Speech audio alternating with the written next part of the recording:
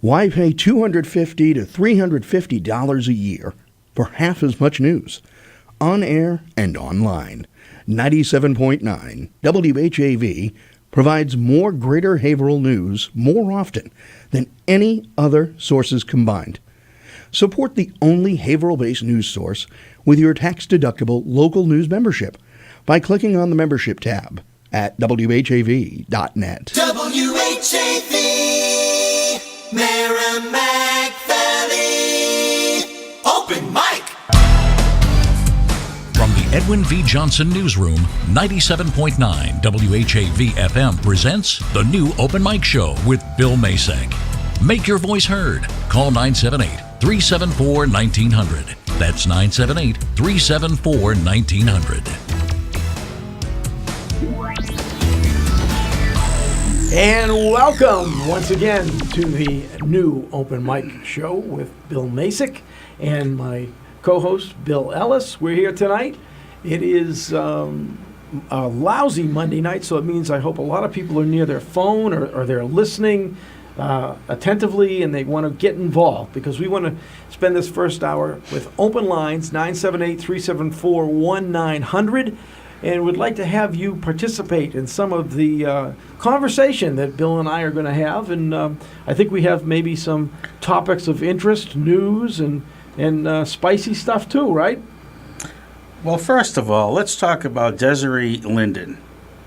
Do you know who she is? Yes, she won the. She's from Marathon, Michigan, and yeah. she won the Boston Marathon. Congratulations to her today. Right, first time since what, 1987? Yeah, it's been a long time. Or 85. I know it's back been in quite the some 80s, time. yeah, in 30-some years that we had a U.S. citizen win the Boston Marathon. I tell you, Not that there's anything wrong with a Japanese person winning either. Because that's what the male was. Let them win the Tokyo Marathon. Now, come on, Bill. No, don't be cruel. You seem to forget World War II very quickly. Anyways, my allegiance is towards this country, Bill. Love it or leave it. Mine is too, but it's always, USA, USA. But That's right. On the other hand, a lot of people come in to win the Boston Marathon from different countries. It was nice to see an American win. Nice I'm not opposed to anybody else winning, right. As long as the best runner wins. Yeah. I was reading a story about a couple of Canadians get stuck in Toronto.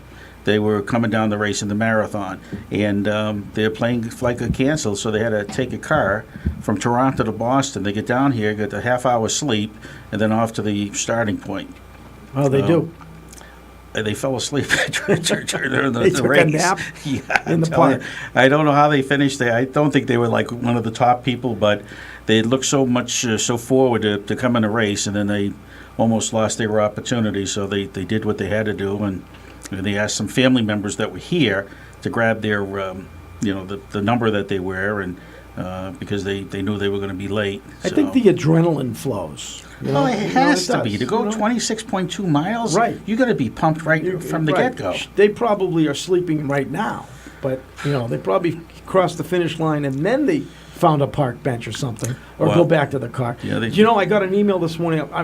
Because congressional candidate Dan Coe has been in, and he has my email, which is nothing wrong with that. I've been receiving emails from him, and I got one this morning that said that he and his wife were on their way to run the marathon. So I had also received an email that said that they were working out. They were, in training, in a sense. And I don't know how he did. I haven't received anything, or I haven't checked, maybe. Do you know how many runners there were? But that's pretty impressive to run the Boston Marathon. Oh, it is. Now, the first guy that ran the marathon was a Greek fellow, and he was actually carrying a message. He was a messenger. Yeah. And he gave the message, and then what did he do? He got sponsorships and Nike, got rich. And he died. He died. He got the message, and then he dropped dead. Really? After traveling, that's a marathon. This is a Greek Maybe thing. from the actual thorns of that crown they give him. Do you think he had thorns? Well, back then they probably used the real, Now it's. Yeah, but he wasn't in a race, though. No, he was just the carrier. So, that's where they got it. So where was the first Olympics held? What year was it? Greece. It was Greece. What year? I I don't know that. It was like 1896 or something. It's been well, around you a while. might remember, but I wasn't Well, born then. I was involved in it. I was involved in the chariot races with Ben-Hur way back when. Wasn't that a great movie? I haven't seen that in a long time. Oh, But that's I was a little fantastic. kid when I saw that, but Charlton Heston. Yes. I love the Ten Commandments movie. that was good too. I love it when he goes up to the mountain, Moses. and then he comes off the mountain and he's got the gray hair and the long gray beard and so forth. What's your favorite movie? Depends. It depends on the category. If it's a comedy, planes, trains, and automobiles, I've watched The Green Mile about 6 times in the past 2 weeks. Yeah. And, In the past 2 weeks. It's been on like every night, so I keep watching Well, it. change the tape, Bill. I can't help myself. The tape, you're dating yourself. What is the tape? Well, no, you're the one that has a tape player. It's on TV. And then Shawshank Redemption, that's another great one. I think that's my favorite. Yeah. It used to be The Wizard of Oz, but I did finally get tired of that. Who was the original Tin Man? Ray Bolger. No, Buddy, he was the lion. Buddy Ebsen. Buddy Epson. He got sick, though. right. He almost died because of the silver paint. Really? Yep, and they had to take him out because if he had kept that up, he probably would have dropped dead, and thus he never would have been on the Beverly Hillbillies. Right. Yep. Well, I'm glad that didn't happen. I used to like that show. That was a great show. That was another great show. Classic. I watched the actual Talk about original. killing people. It happened in James Bond. Remember? Who killing people? The gold paint. Goldfinger. Yeah. Remember that was a great Yeah, show. And, yeah. and I love the hat that Odd Job had. Remember? I do. Those were great movies. Actually, I watched Skyfall. See, they a could little bit come out last night. if they ever do make guns illegal. That's what'll happen. All of a sudden they're gonna. All of a sudden they'll yeah. start manufacturing those odd job hats. Because the thing was made out of iron. But you know they're trying to make in England. They're trying to make knives now. Certain knives illegal. Yeah. Well, So I mean, the past to two. what extent do we carry the this? past 2 months in London, England, they've had more deaths or murders than in New York City. Right. And they don't have guns over there. So Billy, if you're intent on killing somebody, you're find out, going to you sharpen a figure a stick way. and stick them in the eye. Right. I mean, you can do it. We saw it with the 9/11. So it's for everybody saying that they don't want to they want to ban guns and so forth. Why? I mean, they do kill, but there are Yeah. other items that can kill people also. Right. I guess guns are easy, though. As a matter of fact, in today's news, if you're looking at the WHAV news, you would know that, I think you do know, but they picked up the 18-year-old kid now who at age 16 in Swayze's Field took 2 shots at a couple of guys, and he didn't kill them, luckily. They were not life-threatening wounds, but his attorney was able to get him back on the street, and his case was dropped because the attorney somehow figured out how to have his identity excluded. So that was the end of the case. Anyway, we do have a phone call, and we are asking for phone calls, 978-374-1900. Let's go to our first call tonight. Hello, caller. Good evening, gentlemen. Jerry. Happy birthday, Jerry, from yesterday. Happy birthday. Yeah, 90 years old yesterday, yeah. Nice.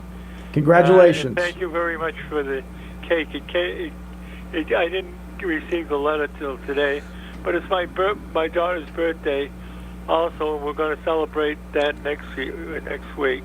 Great. And we'll be going to Albies, and Albies, as I said, every time. LBD's in Bradford Square. LBDs, they get the greatest big squares in the world, I'll tell you. Lots of great food in there, bakery. Yeah, a lot of great food, but those fig squares are out of this world, I'll tell you. Okay. It'll just melt in your mouth. Your co-host is he knows his ancient history, right? He's a pretty smart guy, but he's got the laptop in front of him, so he cheats a lot. Yeah, well, I take do, the I do, laptop Jerry. away from him and say, famous saying in his ancient history, who said "utu brute," and what was it all about? Yeah, that was Julius Caesar, and to you, Brutus. That was on March 15th, the Ides of March. Go to the head of the class. That's it. That was very famous. Go to the head of the class. And again, Julius Caesar, he was stabbed to death. He wasn't shot. Pardon? I said Julius Caesar was stabbed, not shot. Yes, Right. I know. Well, I didn't. Well, that's I you know didn't why that was, mention- Jerry? Yes, Didn't have guns back then. Exactly. They didn't have That's guns Hey, back good- then. Hey, Jerry, let me ask you a question. You're a very learned fellow. When George Washington, he said to his father that I chopped down the cherry tree, how come his father didn't punish him? I don't know. Because George still had the axe in his hand. I have something that's kind of interesting. How do they purify water in those days? How did they purify it? Yeah, water. They boil it? Well, boiling would be the easiest well, thing. that would be one way. But the other way was they would take one of these clay things that they fashion by hand, fill it with water, and they would put a silver rod in it. Silver rod? A silver rod in it, and it would kill all the bacteria because silver is what they call oligomanic. It kills bacteria. I knew that. You know that? Yeah, I knew that. Yeah. I would probably go get... It's used as a medical ingredient, a nutrient, for the same thing, for killing bacteria. I would probably get a Brita pitcher. I'd get one of those Brita pitchers. Yeah, Just pour the water into it. Hey, Jerry, we got to take a break. It's that time, so we appreciate your call. Happy birthday, and thank you very we'll much. talk to you soon. Enjoy your cake you. from Albie D's in Bradford Square. I'm looking forward to those big squares. Okay, get some of those too. Thanks, Jerry. Happy birthday. Thank you, Jerry. Thank you. Okay, this is the new Open Mic program. I'm Bill Macek. My co-host is Bill Ellis, and we're here until 8 o'clock tonight. We have a 7 o'clock guest coming in, Patrick Littlefield, a congressional candidate for the 3rd District in Massachusetts for U.S. Congress, and he will be very interesting, so make sure you're listening for that. But in the meantime, if you want to join us, we're open lines and open subject for this first hour right here on the new Open Mic on WHAV 97.9 FM. Open mic. Bill Macek and the new Open Mic will be right back. Get in on the action. Call 978-374-1900. If you're enjoying this program, consider becoming a WHAV member right now. Just click on the membership tab at WHAV.net. The Edwin V. Johnson Newsroom turns out local programs every day and night. Tune in for local news, community spotlight, and the Open Mic Show. 97.9 WHAV is the only Haverhill-based news source. There's always more at WHAV.net. That we deliberate and achieve with wisdom and understanding, recognizing the rights of all of our citizens with full regard for the dignity and justice of the individual. Each week, WHAV News brings you live gavel-to-gavel coverage of the Haverhill City Council. Listen to 97.9 WHAV FM each Tuesday night at 7 when the City Council is in session from the Theodore A. Pelosi Jr. City Council Chambers in City Hall. As a public service, Haverhill City Council coverage is sponsored in part by Dole, Childs, and Shaw Funeral Home. Community Spotlight. Haverhill's Career Resources Corporation is offering local veterans vocational training services and job placement assistance through the Boots to Briefcases program. Career counselors are available weekdays 8 a.m. to 4 p.m. through June for veterans seeking employment.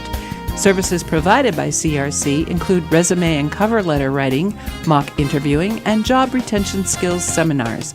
Interested veterans can contact Veteran Career Representative Patricia Getz at 978-374-9122, extension 210. Someone you know is on WHAV. To submit or read your own nonprofit announcements, click on the Contact tab at WHAV.net or email news@WHAV.net. In the Edwin V. Johnson Newsroom, this is Robin Fancher.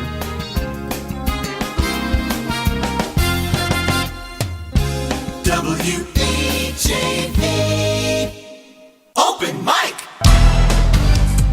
From the Edwin V. Johnson Newsroom, 97.9 WHAV FM presents the new Open Mic Show with Bill Macek. Make your voice heard. Call 978-374-1900. That's 978-374-1900. And welcome back to the new Open Mic. Bill Macek here, and Bill Ellis, my co-host. How you doing, Bill? I am excellent. How about yourself? I'm doing good. We got another call, so before we Let's go make right that person to it. wait too long. Let's go right to that call. Sounds good. All right. Hello, caller. Hello, gentlemen. Hello. How are you? I'm fine. How are you, Bill and Bill? Great. Thank you, sir. What's on your mind? Well, last week you had a call from somebody talking about JFK's birthday. Yeah. And now the guy who called, Jason is his name, Okay. he's pretty good. He usually gets things right. But last week, Yeah. that was incorrect. May 29th is the actual date. May 29th is JFK's real birthday. And what did Jason say? He said May 27th. Is it May 27th? Yeah, which I kind of questioned because my nephew's birthday is May 27th, and I've never heard the conversation, lining the two of them up together. But I didn't look it up, but I appreciate that you Yes. did that. Right. Thank you very much for giving us the correct information. We do not want to give out any incorrect information. That's right. We want to be like the internet, that everything you hear here will be truthful and honest. And he was born in 1917. That was a joke. Nobody caught that, I guess. No, Billy, that's that's true. not humorous. That the internet has everything honest and truthful? Yeah, and I correct? believe And everything I correct? read. Now, quick question, caller. What year was Jackie Onassis born? Jacqueline Kennedy, a Bouvier. 1930. You know what? You're pretty close. It was 1929. Are you sure? I'm positive. It was July 28, 1929. I was there at the hospital at the time. And I said, there's something about this young girl that I think she's going to make it one day. Were you part of the delivery team? I was. Dr. Ellis? That was me. I was the delivery boy. Right. Hey, caller, You bringing bagels? Bagels? They didn't have bagels back then. We got I'm going to give you a question here. If you have a chance to win a tire. Billy, let me see the thing. Sanborn Tire and Auto. Go ahead. Read you're what just it is, and gonna then give I'll it ask to a him? question. Well, no, I'm not going to give it to him. I'm going to ask a question. If he can get us the answer all right. Okay. Well, this evening we are giving away a $25 gift certificate to Sanborn Tire and Auto, located at 355 River Street in Haverhill. And this certificate for $25 is good for any service from tires to full auto repair, as they are a full-service auto repair shop. They've been around for a long time, a really good reputation, and I'm sure they have lots of bays, so I'm sure there wouldn't be a lot of waiting. So Sanborn Tire is a place to go. Well, we have a $25 gift certificate, and Bill says that he wants to give you the first shot. I'm going to give you a quick question. At And Billy, answering you a mentioned question. bays. I'm going to ask you a question. And this is not for you, caller. This is for Bill, because Bill's a music guy. Who sang Sitting at the Dock of the Bay? Otis Redding. Oh, you're good. I got the certificate. Yeah, Do I get thank it? you, caller. No. Bye. No. Thank you. Bye. All right, here you are, caller. The first use of pneumatic tires for automobiles was pioneered by which brothers? There was two brothers that pioneered the first use of pneumatic tires. What were the brothers' names? I don't know. You want a clue? No clues. You can't give No clues? No You gotta- clues? you This gotta- is a tough question. You gotta get. I know the answer, I think. All right, go ahead. All If right. you get the answer, we'll give the caller the thing. Who are the brothers? If I you- get the if you answer, guess he's it, gonna just automatically. He'll automatically win. 'Cause That will he's- give me two correct answers, and I don't get it. I I'll can't- give you something special later on. All right. All right, so who are the brothers? The Dodge brothers, Wrong. the Chrysler brothers. No, either not wrong again. I'm wrong again. Yeah. The All Ford right. brothers. No. Then he's not getting it yet. And let him go ahead. Oh, All right, give your guess. he I did. just said the Ford brothers. Ford brothers, The Ford, no. It was Andre and Edouard Michelin. The Michelin. Michelin that- brothers. the Michelin Yeah, brothers. The Michelin brothers. Weird doggies. Okay. Well, Wait, Dougie, that was, he just did the Buddy Epson. That's right. That was one of my That's favorite right. shows, Yes. too. So we're doing okay, but we haven't given this away yet. But we have we that. will. We also have the birthday LBDs. we have birthday and anniversary registration. Do you want another chance at this caller? If you can tell me, LBD's, what's the owner's name, actual real name? Oh. Alberto. No. I don't know. We're going to have to move along. We It have was we have a Albie DeFusco. All right, one thing. we have a If the birthday call. I'll let birthday the call. caller ask me a question. What good is what then? Well, let him ask me a question. I've been asking him questions. Before we move on, I'm sure the other do you caller. have a question The for other Bill? caller will wait. Go ahead. usually You doesn't have a work. question to ask me? It doesn't usually work this way. Question. Let's see. Where was the other Sanborn that they sold used cars? The other Sanborn. Sanborn that sold used cars in the I can tell you where they sold chocolates with that name. No, I'm talking Haverhill here, not Plasto. Hey, look, Sanborns. I don't know. Yep. Sanborn. I never heard of it. Here's the hint. You talk about Laconia. We're going to get a hint. Laconia, New Hampshire? Or? No, Haverhill. So there was two Sanborns in Haverhill? That's There what was a used car dealer. It was basically just a shack located on in the River original Street. District. On River Street? No? There was a Sanborn on Haverhill Street. You talking about that one there? It was on the same street where Leo's Auto Body was Okay. back in the day. I remember Leo's. I remember that name, and I can't think I where remember it was. Leo's Barbecue. Was it on? Was it on Locust Street or Lock Street? Nope. No. It was on Water Street, the Water corner of Chestnut. Oh. Okay.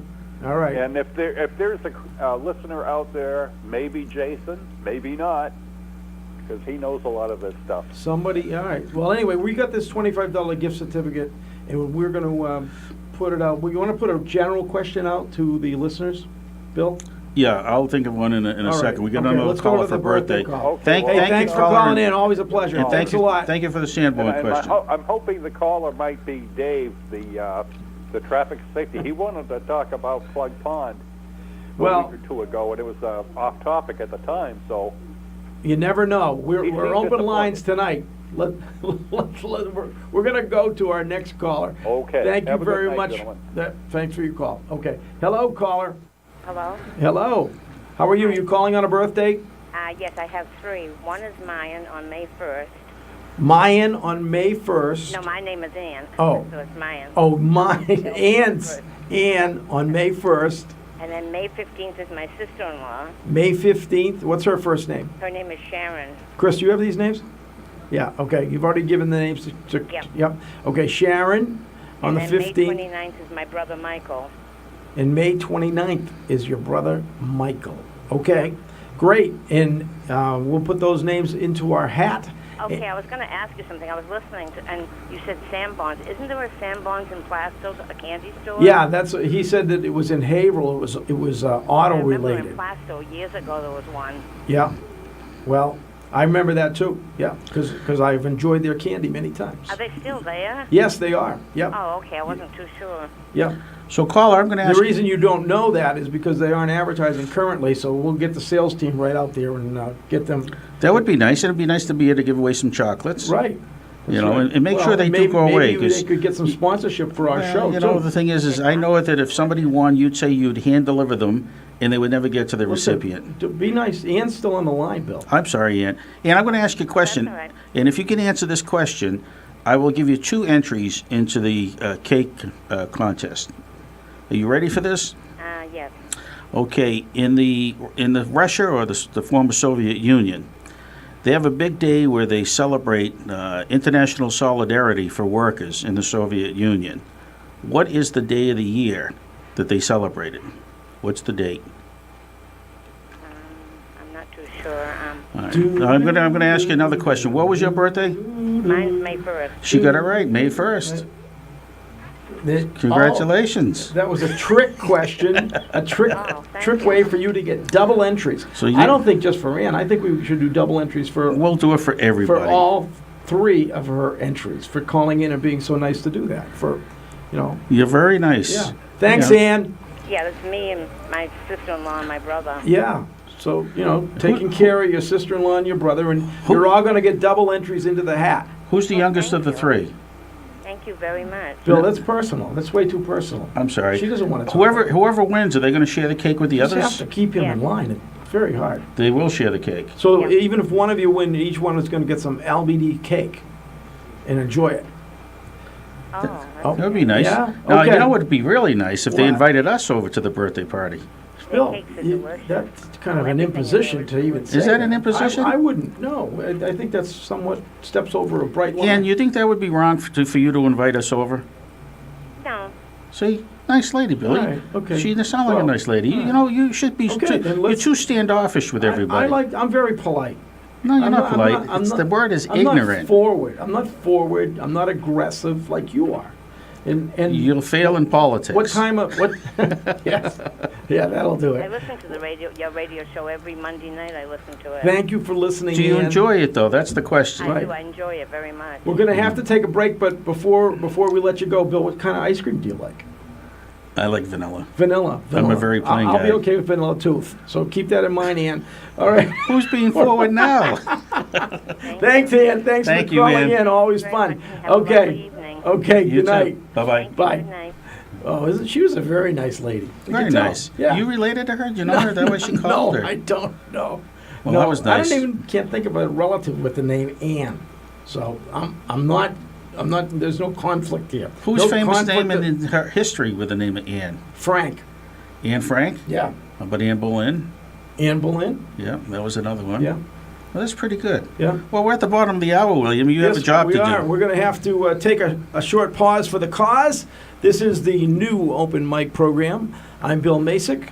My co-host is Bill Ellis. We are here with open lines until 7 o'clock, and then in the 7 o'clock hour, we have a congressional candidate for Nikki Songas's seat here in Massachusetts, the 3rd District, and we're going to be talking with Patrick Littlefield. If you don't know who he is, you better be listening after 7 o'clock, right here and only on the new open mic on WHAV 97.9 FM. Open mic.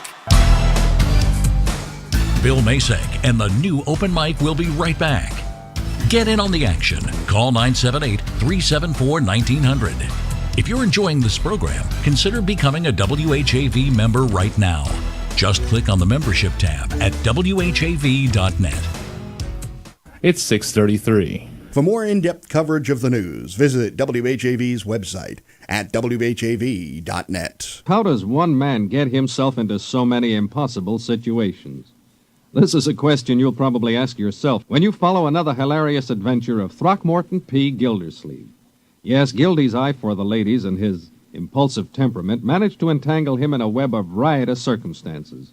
Join the romantic water commissioner, his neighbors, Judge Hooker, Mr. Peavy, and all the loyal Gildersleeve household as they romp through another episode of The Great Gildersleeve. Every Wednesday night at 10 p.m. and 1 a.m. on WHAV. Wave weather.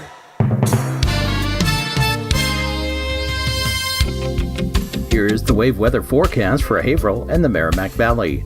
For tonight, cloudy with a chance of rain, low 43. Southwest winds at 5 to 10 miles per hour. Tuesday, cloudy with a chance of scattered showers, high 55. Southwest winds at around 10 miles per hour. Tuesday night, mostly cloudy with a chance of isolated showers, low 37. Southwest winds at 5 to 10 miles per hour. I'm WHAV meteorologist Jim Vaughn. Your next wave weather in 30 minutes.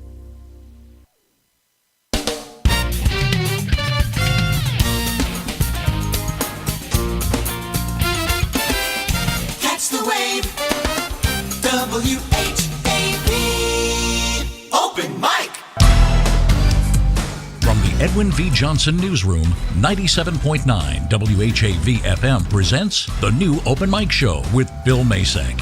Make your voice heard. Call 978-374-1900. That's 978-374-1900.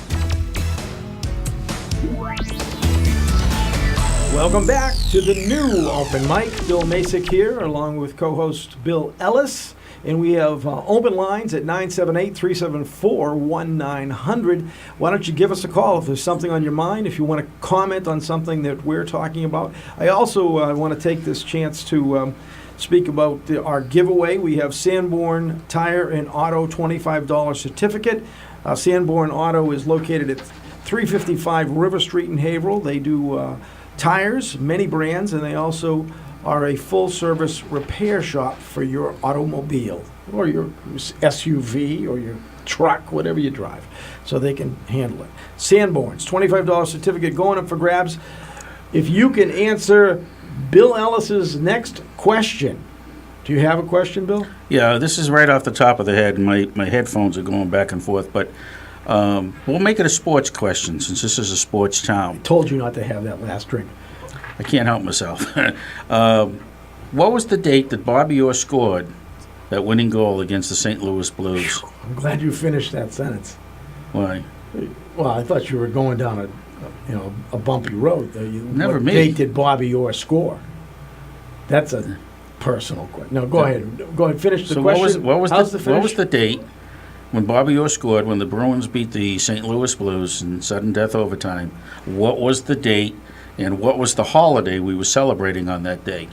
And if you can guess that, and you can call up and win a Sanborn Tire and Auto $25 gift certificate. 978-374-1900 is the number to dial or punch or just speak into your phone, I guess, at this point.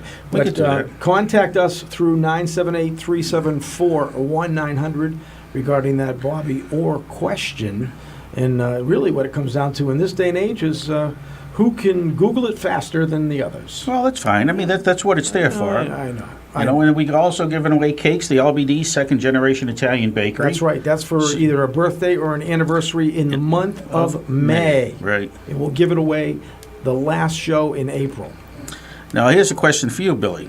All right. April showers bring May flowers, and what do May flowers bring? Weeds. No, the pilgrims. No. Oh, the pilgrims? Yeah, that's cute stuff. You can use that for the kids now.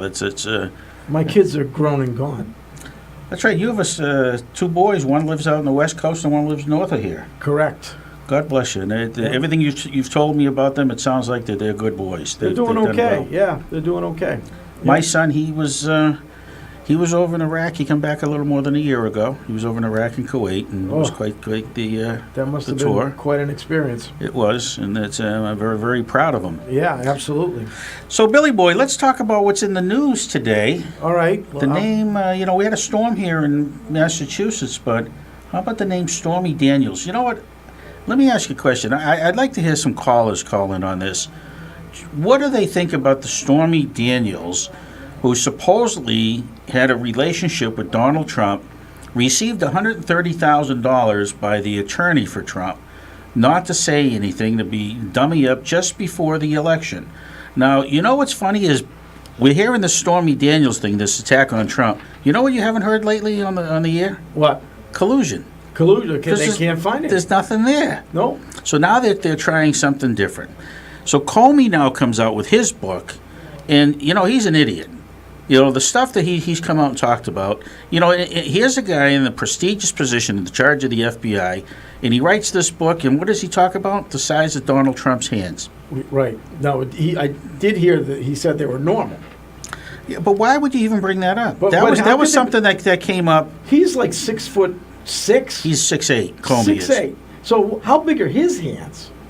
Well, he may have big hands and big feet, but he doesn't have a big brain. Isn't the hand proportionate to the person, the size of the person? What are you talking about? Well, I'm talking about, like Comey could probably grip a basketball with one hand. Mm-hmm. He probably could. But why would he come out? Trump is a smaller man to Comey. Exactly. Right. So I'm just saying that it's all relative. It is relative, but the hand thing came out when he was in the primaries, and somebody made a comment as kind of I agree. A joke that. But what's funny? None of these women that he's accused of sleeping with has had any complaints. True, that's true. But we do have a call on the contest, Bill. So I think we're going to pause our conversation to find out who is on the line with a contest call. Hello, caller. Hello. Hi. How are you? I'm pretty good. Are you calling in to win the $25 certificate to Sanborn Tire and Auto? Sure. Even though I don't own a car, I'll give it to my mom. Oh, well, look, it's $25 to somebody.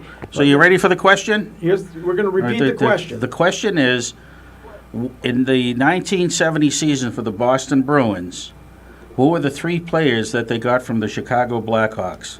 That was...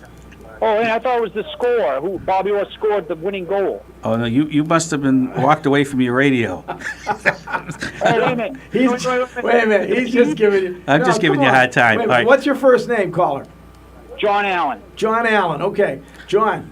All right. So what was the date and what was the holiday we were celebrating on that day?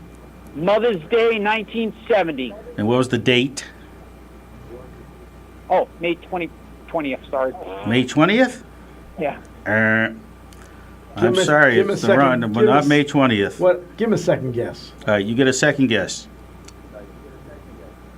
Come on. So Come on, you can Google do it. real quick. Mother's Day. How about if he guesses 1970. in the? You want me to ask you another question? Sure. All right. What was the name of the town that Bobby Orr came from in Canada? Ontario?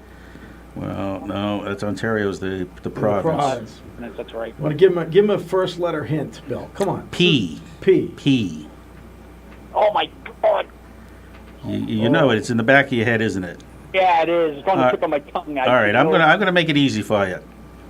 Phil Esposito had a brother that played in the NHL also.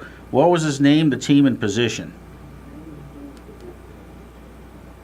The Blackhawks, and he was a goaltender. And what was his name? Oh, my God. Crap. Oh, you're real close. Oh, my God. Is Just it Oscar? Oscar? No, Oscar was a character in The Odd Couple. All right, if you can tell me who the other character in The Odd Couple is, we'll give you it. Who is it? Felix is correct. Correct. You're all right, John. You've won the certificate. You've won the certificate to Sanborn Tire and Auto, and it's good for tires or auto repair. What? Go ahead. What'd you say? Correct on a Bobby Orr question, though. It was Mother's Day, 1970. Yeah, it was May 10th. May 10th, 1970. Off by a freaking 10 days. Oh, my God. Well, 10 days is a big thing. I mean, 10 days could be very huge. I mean, if you were on death row and they said we're going to move it up 10 days, I mean, you'd be pretty upset, wouldn't you? Yeah, especially on that last meal. All right, talk about death row. We were just talking about a movie called The Green Mile. You've been watching it for the last 6 nights. I can't help it. What was the name of the mouse? I don't know. I should know that. Mr. Jingles. Yeah. And where was Mr. Jingles supposed to go after Dell got killed in the electric chair? Where was he supposed to go? I think he was supposed to go back to the woman he saved. No, he was supposed to go to Mouse Circus or Mouse Town or whatever in Florida. Remember in Tallahassee? They were supposed to go that, and then that mean guard there, Percy, told him while he's sitting in the chair, they lied to you. There's no such thing as Mouse Circus. or Circus Mouse down in Florida is Sarasota. No, this was talking about Tallahassee. There was a mouse circus. Oh, there was. Well, it wasn't real, but they just made it up to make the guy feel good. Okay. But John Allen, you did great. You were right there. Right, you're great to talk with, and you do know some of your hockey stuff because you. Yeah, I've been a hockey fan since 1976. Nice. And what do you think they're going to do this year? They're gonna tear it up, man. They did win yesterday. They did. It was a good day yesterday for all Boston sports. Yes. Yep. Oh. It was. I've been a hockey fan more than anything. I mean, Who's your favorite hockey player? of all time, Yes. Raymond Bourque. Bourque was good. You know what the classiest thing, and probably one of the classiest things ever, when they were retiring Phil Esposito's number, and Ray Bourque wore number 7, which was Phil Esposito's number, and Bourque came over, he took his jersey off, gave it to Espo, and Bourque's new number was 77. And Phil Esposito said that was probably one of the nicest things that's ever happened to him in his life. Nice gesture, yeah. It was a nice gesture. Yeah, absolutely. And, hey, we got a break again. We do? One quick I question. believe it totally that Raymond Bourque is one of the classiest guys to ever play hockey. Very nice. Did you know, and then we'll get to the break, when Larry Bird was playing at the Boston Garden, he used to look up during the national anthem at a retired number. Whose retired number would he look at for inspiration? Ooh. I'll tell you, No, no. because we're coming close to the break. It was Bobby Orr. Bobby Orr's number? He used to stare up at Bobby Orr's number up in the rafters there, and he used that as inspiration, and the rest is history. Wow, Yeah. that's pretty awesome. It's a good story. Yeah. Yep.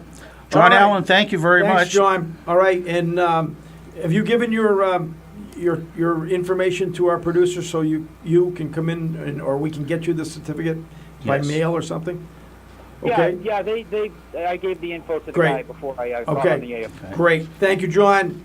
Have a great evening, and we'll talk to you soon. Go Bruins! Thanks for listening. Go Bruins. Thank you. Okay. All right. This is the new open mic. I'm Bill Macek with my my co-host? I am your co-host, because I'm the captain. I'm the one that has to keep you in line. I have to do these breaks on time. I'm like your parole officer. Yeah, right. I'm here because they don't want you out alone. All right. Well, this guy next to me is Bill Ellis, and I let him keep coming back. I don't know why, but he's here again tonight. I work cheap. Yeah. All right. And this is the new open mic on WHAV 97.9 FM. Open mic. Bill Macek and the new open mic will be right back. Get in on the action. Call 978-374-1900. If you're enjoying this program, consider becoming a WHAV member right now. Just click on the membership tab at WHAV.net. Those Boston stations don't always understand weather in the Merrimack Valley.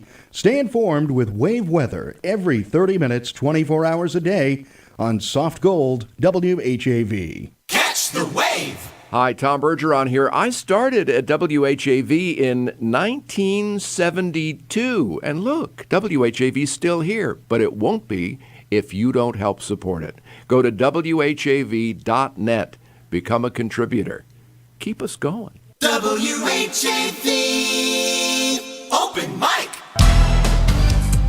From the Edwin V. Johnson Newsroom, 97.9 WHAV FM presents the new Open Mic Show with Bill Macek.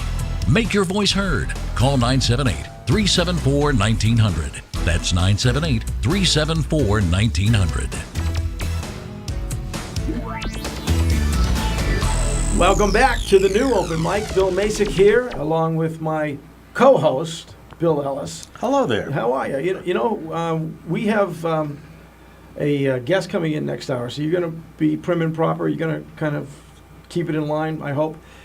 He's a congressional candidate for the 3rd District here in Massachusetts, where Nikki Songus is retiring from. Mm-hmm. And his name is Patrick Littlefield. And I hope we have a good quality discussion. I'm counting on you, all right?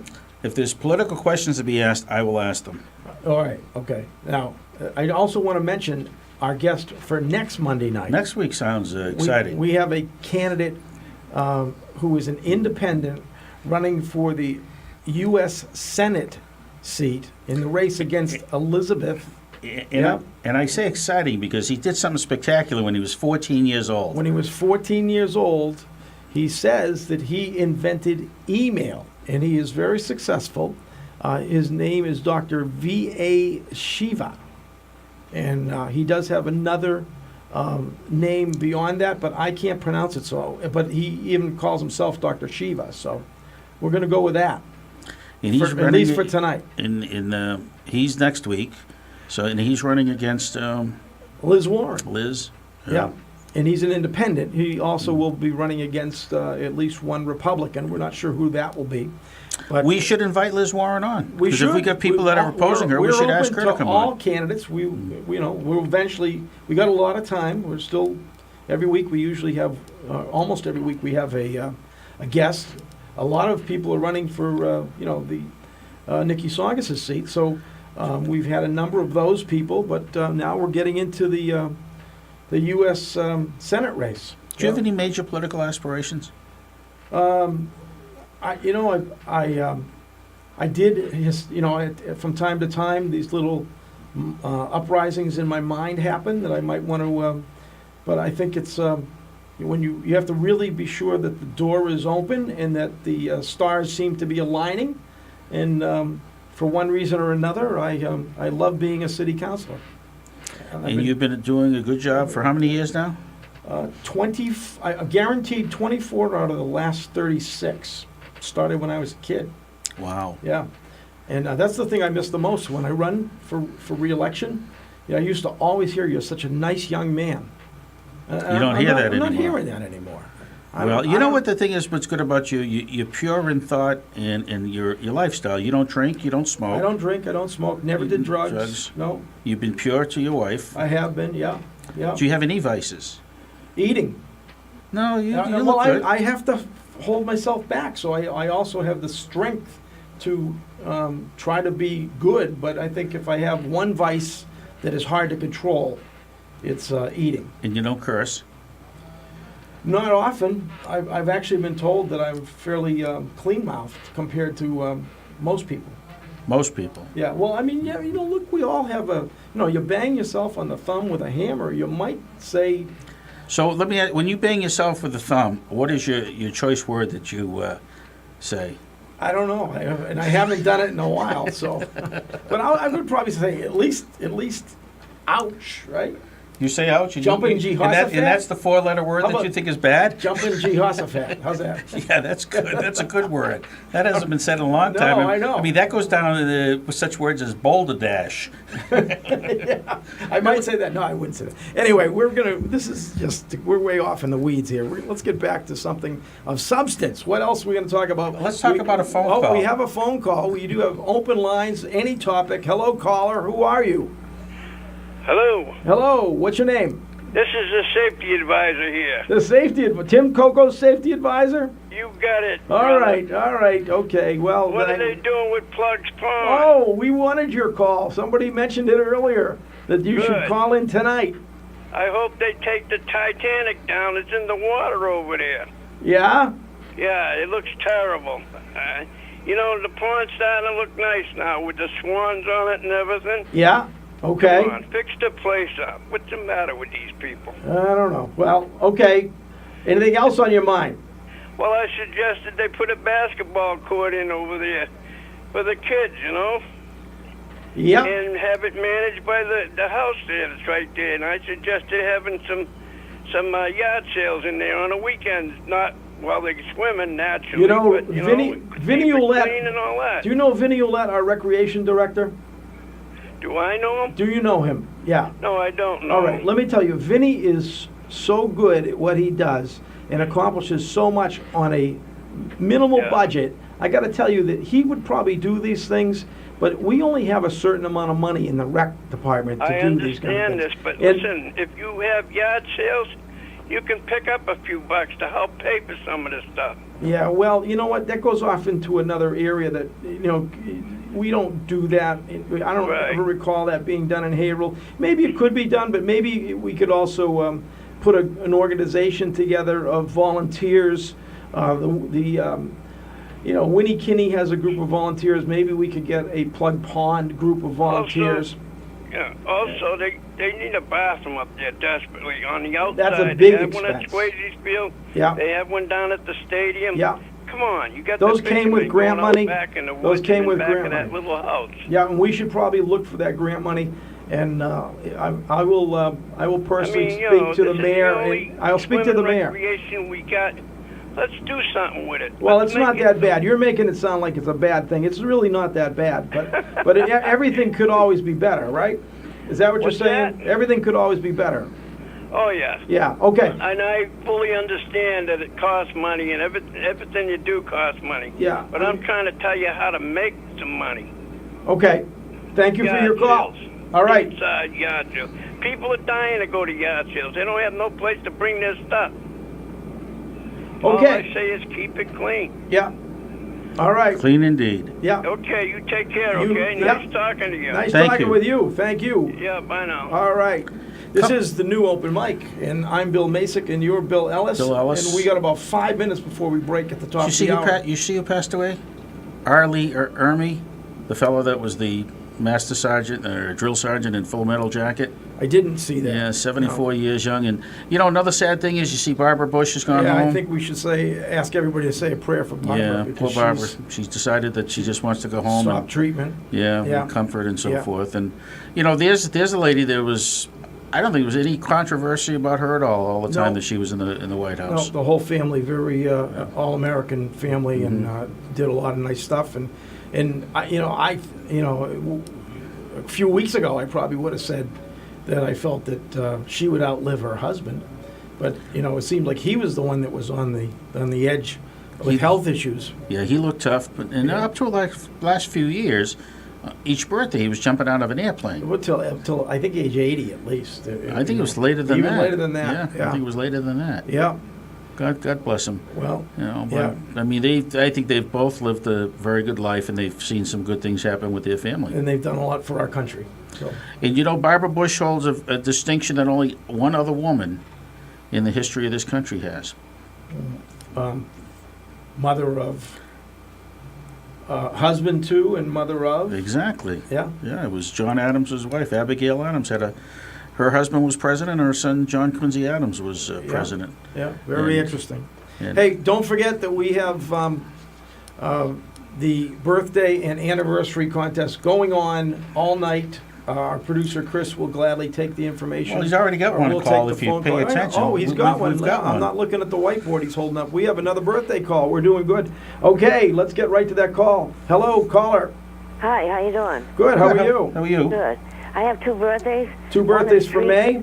Yeah, May 24th and May 27th. Okay. One's Teresa and one's Mary. Teresa and Mary, May 24th and May 27th? Yes. And their birthdays, both birthdays? Yeah. And they're into the contest and into the hat. And thank you very much for calling in. Now, you want to have a chance to double your entries? If you can answer a question, we'll give you two for each entry going into for the hat. Okay. Name a president that was born in the month of May. Who's born in the puzzle of May? Have you been listening to the show? I'm trying to think.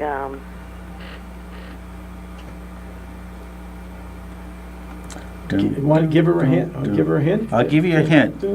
He was very famous. He used three initials. He had a brother named Bobby and another brother named Teddy. And he was from the state of? Massachusetts. Those are, all right. Now can you think who might have been president with those? Ted Kennedy? Who? What president? Which president? Which president? President. He had a brother named Robert, had a brother named Ted. His father's name was Joseph. His nickname was Jack. Ted Kennedy? Who? Ted Kennedy? No, Ted was never president. Ted was never president. His nickname was Jack. Come on. So we're almost running out of time. Put Jack together with the Kennedy last name of Ted, and put those two together, and I think you'll be real close. Oh, jeez. We're not going to make it. All right. Okay. I call her sorry. Just for trying. We'll double it up anyways. Yeah. It was Jack Kennedy. John F. Kennedy. John F. Kennedy was President JFK. Thanks for calling in. Okay, we're going to double up just for your efforts. Okay. Okay, thank you. We're going to give her two of each of those two names into the hat for birthdays in May, and we'll be drawing those next week, I think. Is that the last show next week? Oh, you know what? It could be. No, there'll be two more shows. Because next week, they're predicting April 23rd is going to be the last day of on Earth. It is. Supposedly, we're going to get these. Well, yeah, I guess so. But so this could be. This is. Well, it depends on when it hits, the asteroid or whatever. This could be our last show ever. Oh. If next week takes place. Then none of the May birthday people would have a chance at the LBD's cake. And we won't have a chance to improve on our ratings. I know. Well, geez, I hate to hear. I didn't know that. Now I've managed to escape a number of those. So knowing that we've got a week to go before we all get killed, you got $100 I can borrow. Yeah. When are you going to pay me back? Yeah, on the 24th. All right. We're gonna pause for the top of the hour. This is the new open mic, and next hour we're going to have our guest on. So clean it up, will you? Straighten up your act. I'll be perfect. All right. I'll even wear a tie. All right. Bill Macek and Bill Ellis right here on the new open mic on WHAV 97.9 FM. Open mic. Bill Macek and the new open mic will be right back. Get in on the action. Call 978-374-1900. If you're enjoying this program, consider becoming a WHAV member right now. Just click on the membership tab at WHAV.net. It's 7 o'clock. WHAV LP Haverhill.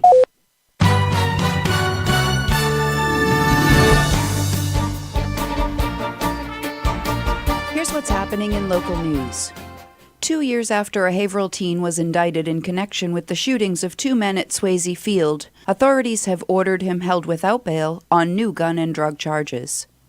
Now 18, Martin Lewis Jr. was taken into custody April 3rd by Officer Sean Skarnek on Boardman Street and charged with unlicensed possession of ammunition and large-capacity firearms. Lewis was also found to be in possession of an undisclosed Class E drug, which include prescription drugs like codeine, morphine, and opium. Carrie Kimball Monahan of the Essex County District Attorney's Office told WHAV Lewis was charged with resisting arrest, assault with intent to murder, assault with a dangerous weapon, and malicious damage to a vehicle. Due to the severity of his charges, Lewis is being held without bail pending a dangerousness hearing scheduled for April 24th. His recent trouble with the law comes 2 years after his alleged involvement in gang-related activity that led to 2 men receiving non-life-threatening gunshot wounds. Following a grand jury indictment, the case against Lewis was dismissed after his defense counsel won a motion to suppress his identity. The DA's office appealed the motion and was denied. As a result, Kimball Monahan said there was no way to introduce evidence identifying him as the shooter.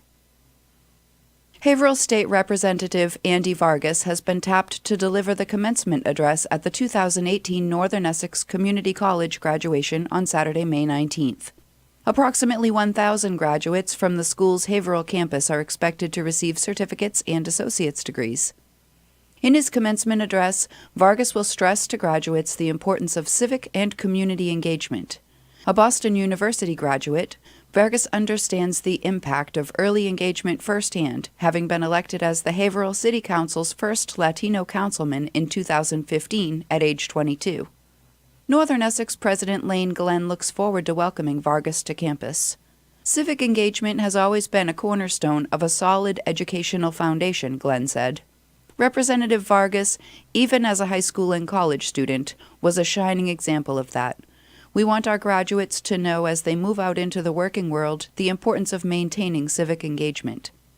Currently serving residents of the 3rd Essex District on Beacon Hill, Vargas kicked off his re-election campaign last week in Haverhill. 10 former Haverhill High School athletes and coaches are among the second group of inductees into the school's Hall of Fame. Hilly swim coach Rick Battistini, class of 72, is recognized for his 30-year tenure at the school, during which he amassed a record 320 wins and 53 losses. Three-sport athlete Kerry Gerton Ryan, class of 92, is one of the standout athletes to join Battistini in this year's Hall of Fame class for her efforts in basketball, softball, and cross-country. Established in 2017 to honor standout Hilly alumni for their commitment to Haverhill High School athletics, the Hall of Fame will host an induction dinner ceremony June 9th at Bradford Country Club. The full list of honorees is available at WHAV.net. Haverhill's Bright Side is sponsoring a bus trip to the Newport, Rhode Island Flower Show on Saturday, June 23rd, and tickets are on sale now. Members of the community are invited to join the Neighborhood Beautification Group for the day trip to Rhode Island. In addition to the flower show, attendees can tour the Rosecliff Mansion and the Breakers and enjoy lunch at the Atlantic Resort. Tickets are $125 per person and may be purchased by contacting Christine by emailing brightside@cityofhaverhill.com. Methuen State Representative Linda Dean Campbell is one of 19 women to be recognized by the YWCA of Northern Massachusetts in the nonprofit's annual Tribute to Women. May marks the 35th year the Y has recognized local women for their leadership and community impact in the Merrimack Valley. I am amazed year after year, not only at the accomplishments of the honorees, but at the exceptional generosity they all exhibit. These women give so much to others and make such a difference in so many lives, YWCA Executive Director Susan Staples said. Next month, the honorees will be recognized at a May 17th luncheon from 12 to 2 p.m. at the Andover Country Club. The full list of honorees is available at WHAV.net. Remember, WHAV is the only Haverhill-based news source. There's always more at WHAV.net. From the Edwin V. Johnson Newsroom, This is Kim Whiting. From Feature Story News in Washington, I'm Rebecca Foster. The U.S. has accused Russia of denying international inspectors access to the site of a suspected chemical weapons attack in Syria. This as U.S. President Donald Trump is accusing Russia and China of manipulating the value of their currencies. And the U.S. Department of Commerce has banned U.S. companies from selling components to the leading Chinese telecom equipment maker, ZTE. Wave weather.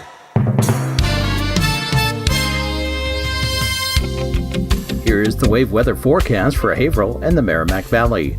For tonight, cloudy with a chance of rain, low 43. Southwest winds at 5 to 10 miles per hour. Tuesday, cloudy with a chance of scattered showers, high 55. Southwest winds at around 10 miles per hour. Tuesday night, mostly cloudy with a chance of isolated showers, low 37. Southwest winds at 5 to 10 miles per hour. I'm WHAV meteorologist Jim Vaughn. Your next Wave weather in 30 minutes. Stay informed each day with local news coupled with FSN's worldwide coverage. 97.9 WHAV is the only Haverhill-based news source. There's always more at WHAV.net.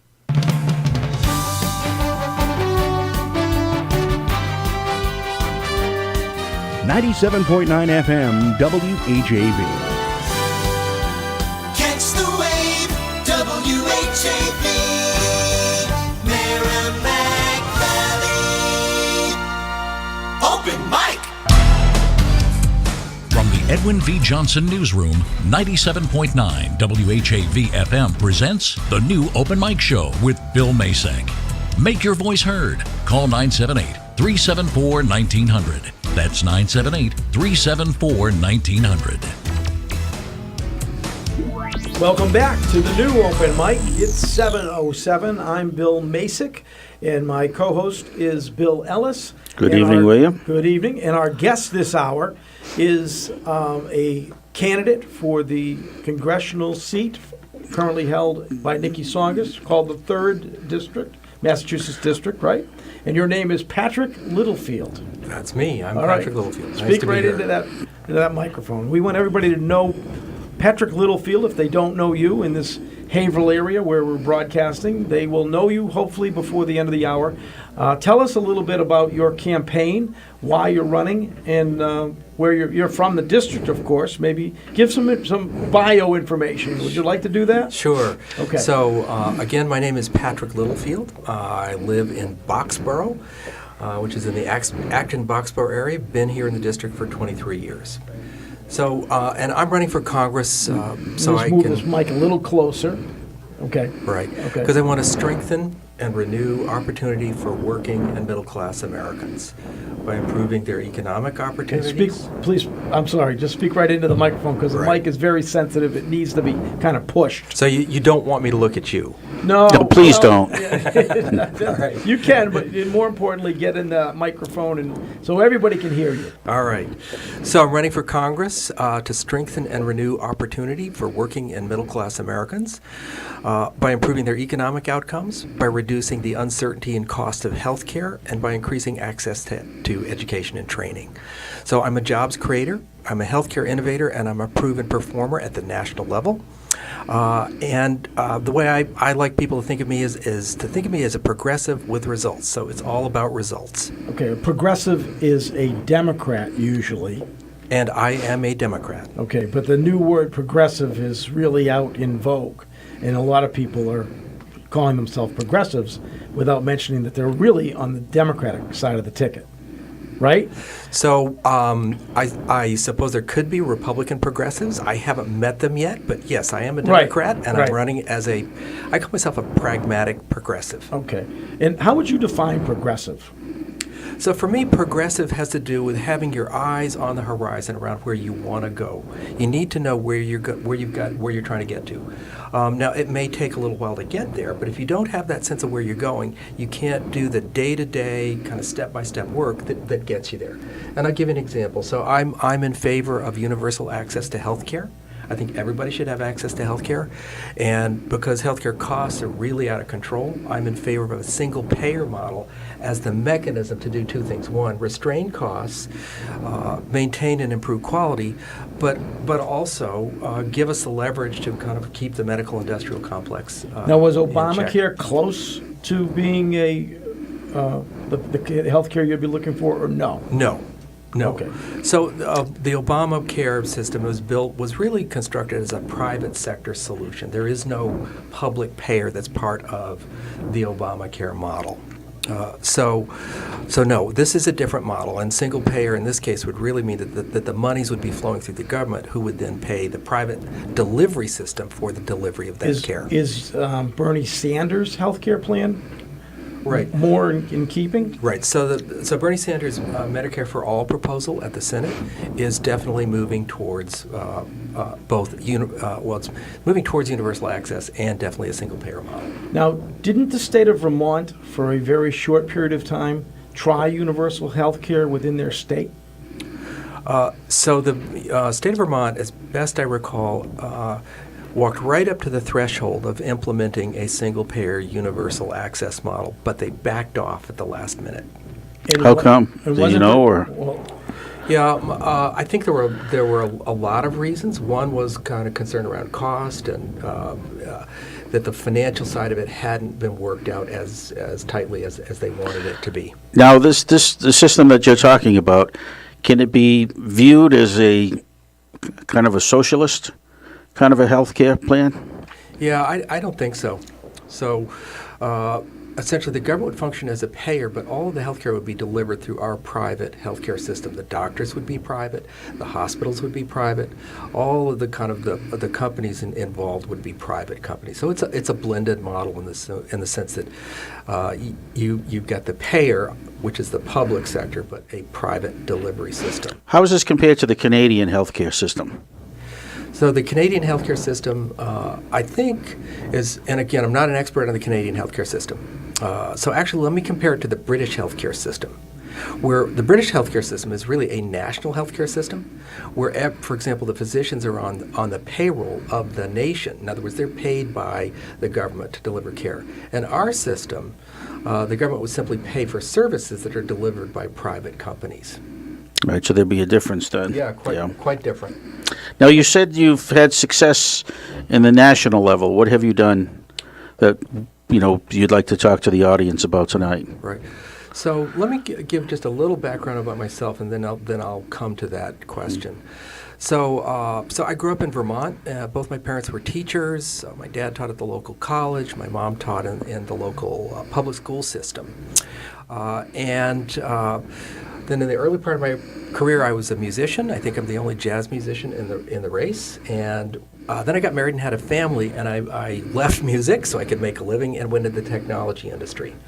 And I worked my way from being a programmer up to starting my own company, a company called WaveMark, here in the 3rd District. And WaveMark today employs almost 300 people. You have 300 people working for you? So I sold the company to Cardinal Healthcare back in 2013, so I'm no longer affiliated with it. But many of the people that I hired over that 13-year period are still there. Are there any other famous politicians that were involved with jazz that you know of? I think there were a lot of born improvisers. Didn't Bill Clinton play the saxophone? Right, and Richard Nixon was actually not a bad piano player. Was he really? Yeah. Isn't that something nobody would ever realize, that Richard Nixon, Tricky Dick, was the master of the ivories? But to come back to your question, so what did I do at the national level? So I spent the last 5 years in D.C., where I was the executive director of the VA, that's Veterans Affairs Center for Innovation. And what happened was that I was asked by the Obama administration to bring kind of my private sector entrepreneurial skills into the largest civilian agency in the federal government. That's the Department of Veterans Affairs. And I will tell you, it was an honor and a pleasure to work for and support our veterans. And it was also both a challenge and a wonderful opportunity to learn how to turn the wheels of government. We got a lot done, and I'd like to talk about that more as we go, but we developed and introduced dozens of new capabilities into the healthcare system. We improved the appeals process for veterans by getting new law done. And as I like to say to people, so I've wrestled with the dragon, and while I did not win every battle, I did win plenty of them, and I know how to get stuff done in D.C. That's pretty much life. You don't win them all, but if you can win the majority, you're Right. doing pretty good. Well, I think winning any of them is good. Yeah, exactly. Well, helping the veterans is tremendous. We were totally indebted. The freedom of this country came upon the backs of our veterans. And it's scary when you hear these stories about these veterans that are not being taken care of, that have needs. Correct. Yeah, no, this is, from my view, this is a sacred contract that we have with our veterans to take care of them. All right, we're going to need to take a break, and before we get into our next area of discussion with you, Patrick Littlefield, candidate for Congress in the 3rd District, the Nikki Songus seat, which most of our listeners, we probably have some in New Hampshire, but most of our listeners are in that district. We're going to come back, talk more with you, and let people know why they should consider a vote for you come September, right? September is going to be the big knockdown election where... September 4, primary day. Put it in your calendar. Okay, this is the new open mic. I'm Bill Macek, Bill Ellis, and Patrick Littlefield here for this hour. If you'd like to call in, 978-374-1900 is the number to the new open mic on WHAV 97.9 FM. Open mic! Bill Macek and the new open mic will be right back. Get in on the action. Call 978-374-1900. If you're enjoying this program, consider becoming a WHAV member right now. Just click on the membership tab at WHAV.net. If you want to know what's going on at WHAV, sign up for the free monthly Wavelengths newsletter online at WHAV.net. Catch the wave! Would it surprise you to know radio still reaches more than 90% of people in every age group every week?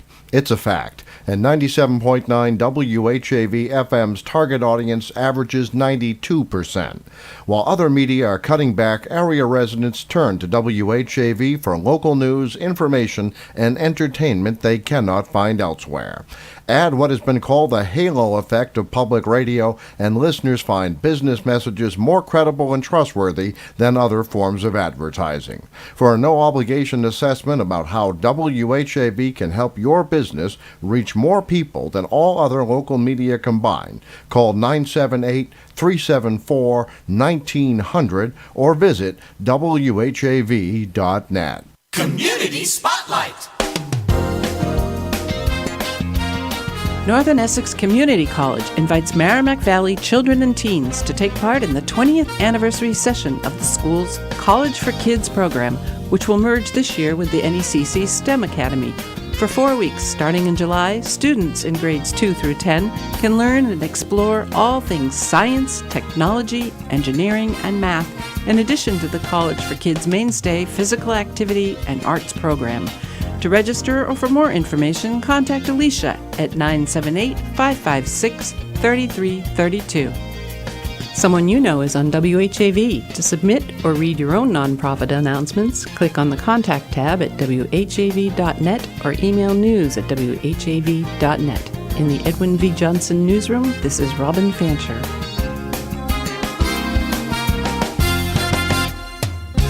WHAV Open Mic!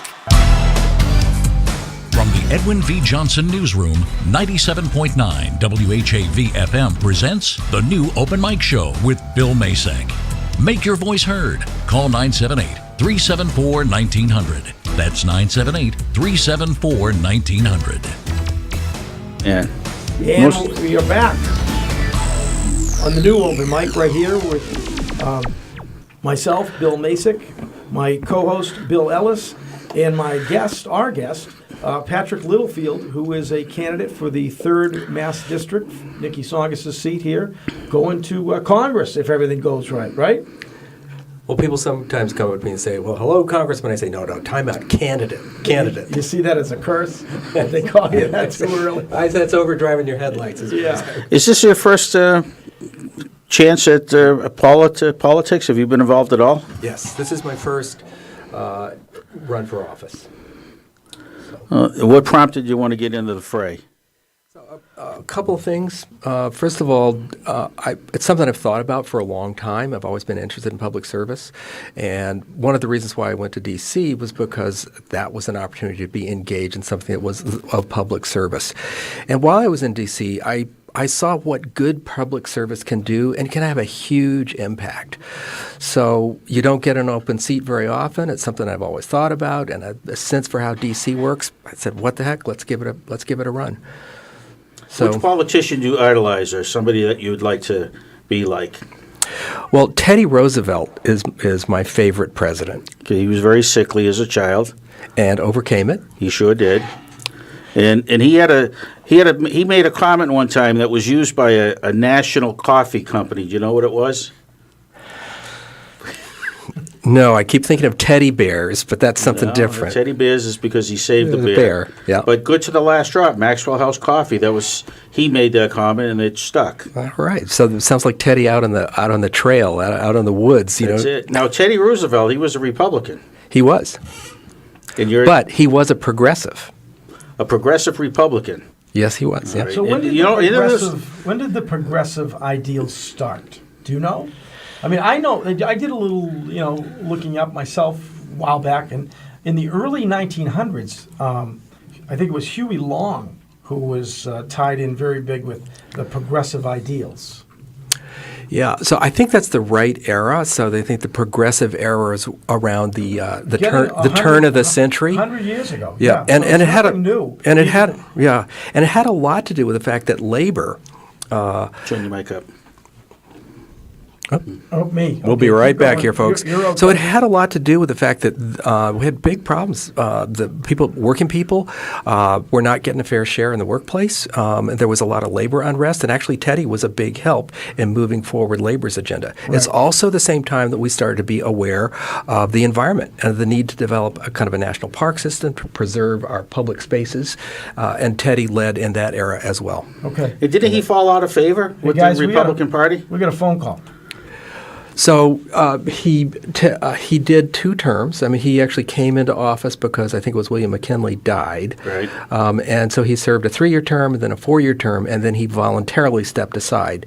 And it was, I believe, Warren Harding who took over after him, and he jumped in 4 years later as an independent. Under which party? The Bull Moose. Bull Moose is right. That's right. Yeah. So he divided the vote on the Republican side, and as a consequence, it was Woodrow Wilson who was elected. Warren Harding was the first thief president of the United States, and he was caught up in the Teapot Dome scandal. And the interesting thing about it is he was a handsome guy, and that was the first election that women got to vote, and they voted for him for his looks. It's nothing that you'll ever have, Billy, a problem with. Yeah, so. Thank you very much for that comment. We're gonna now go to a phone call. Hello, caller.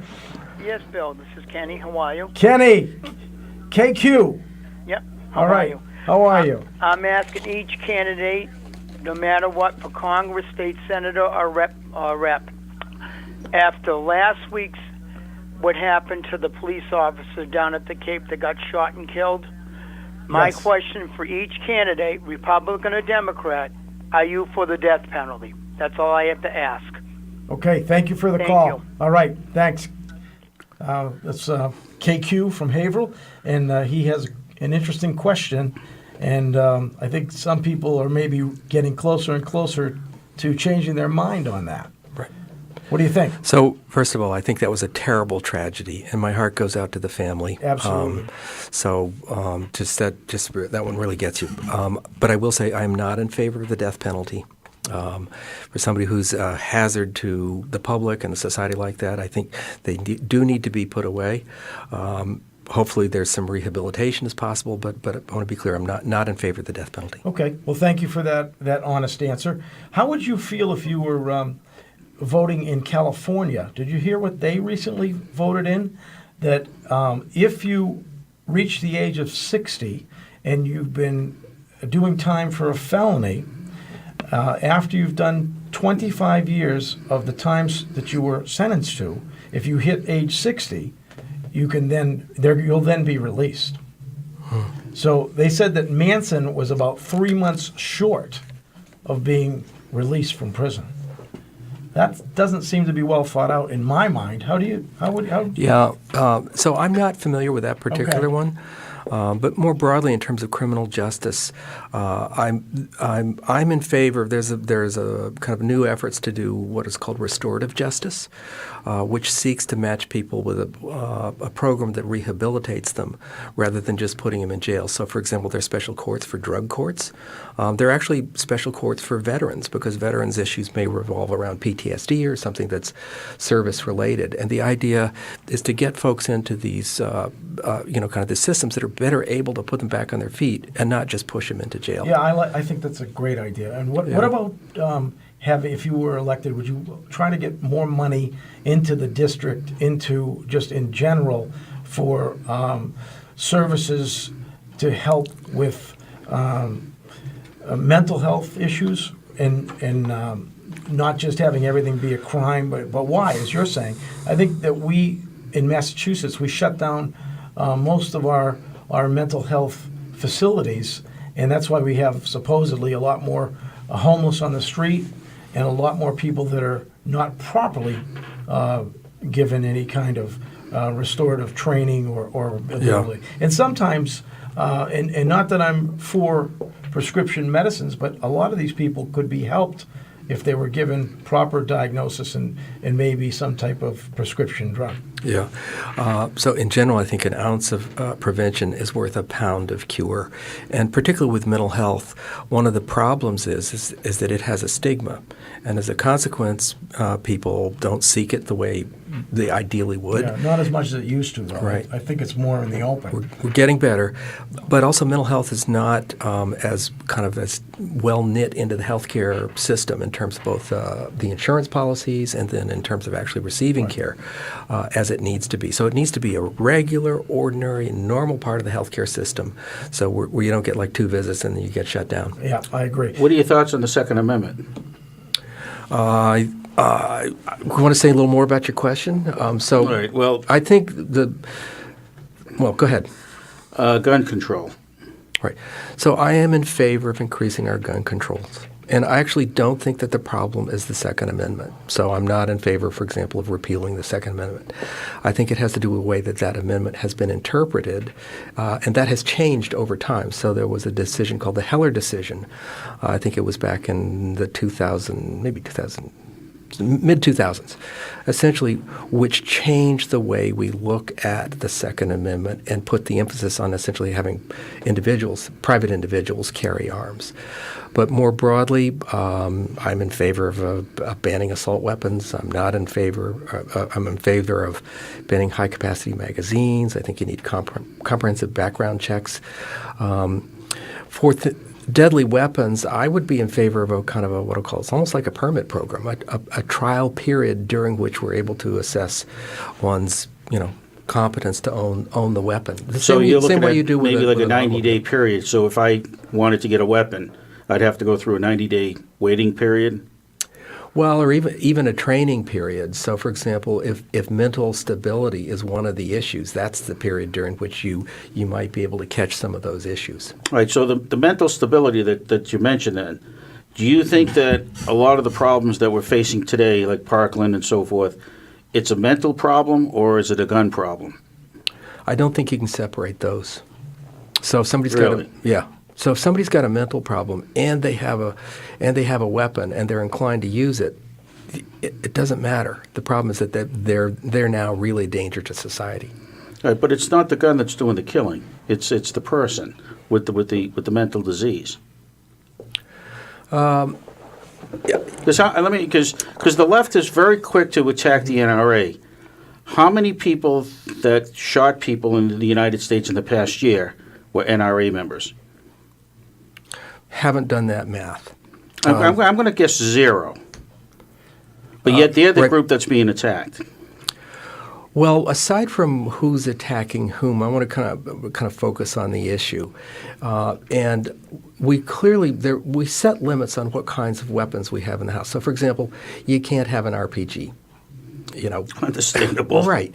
So I think, and by the way, having grown up in Vermont, this was a state where hunting was an normal and ordinary part of the culture, and people had guns, but what they hunted was a 3-shot 30-30. It wasn't, kind of a which could kill you also. Correct. Right. But at that point, those weapons were respected and they were carefully controlled, and we didn't have the problem.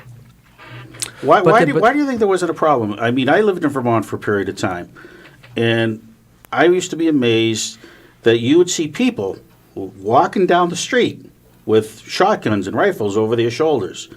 I never feared that one of them was going to take one and point it at me and say, "Flatlander, this is for you." Right. And you know that expression about Flatlanders. But I think that it's a mindset. I mean, I grew up in a household where we had rifles. My father was a detective in Boston. We never thought about picking up his pistol when he came home from work or taking the rifles outside. We used it in a controlled environment. And I think a lot of it is education. Now, I think that if my father noticed that I was shooting birds, I think that the rifle would have been taken away and I wouldn't be allowed to use it anymore. And I think that it's not the weapon, it's the person. Yeah. But that comes down, I think, to the mentality of the person, whether it's mental health or whether it's indoctrination. Because if they're not using guns, they may be using bombs. If they can't get a gun, maybe they build a bomb in this day and age. Or they use a sharp stick or a knife. London doesn't want knives anymore being carried. So but we had, I think this is a culture and time and place counts here. So, you and I apparently were, kind of in Vermont around the same time. And like you, I didn't worry about it either. But the culture was really coherent about the weapons at that point, about what they were for, about what the responsibility for them entailed. But the laws need to change to adapt to the culture we're in today, where people feel a lot more permission, obviously, by all the killings that are taking place to use these weapons. But you know what I don't understand? That's why we need to adapt. Do you think that video games have anything to do? Of course it does. With that? It desensitizes death. Yeah, right, exactly. I truly believe that. And the other thing too is, I mean, you mentioned that, and we'll talk about it because we got a break to go to, and we'll pick this up right up. I want to talk to our guest, Patrick Littlefield, about and other things that he's going to do for the district if he gets elected, when he gets elected, right? Absolutely. One of the things is you're going to invite us down to Washington when you get in, by the way. Okay. This is the Capitol Hill Mike. Victory I'm Party. Bill Macek.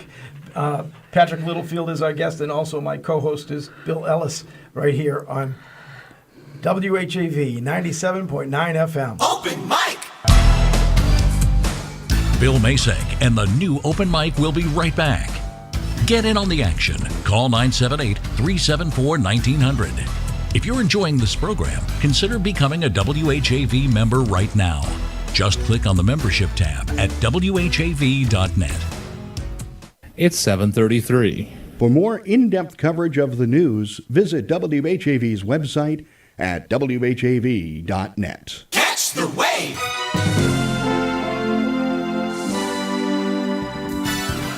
On air or online, 97.9 WHAV serves you.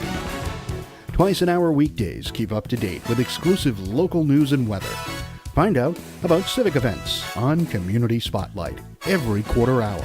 And better prepare with Wave Weather every 30 minutes. Mass Moments, Melinda's Garden Moment, Soundbeat, and Insight Daily complete the spectrum. Hear classic comedy and drama 7 nights a week at 10 p.m. and 1 a.m. Finally, a unique blend of rock and roll hits from the 60s, 70s, and 80s round out the entertainment. Stay with 97.9 WHAV, the only behavioral-based news source. Wave weather.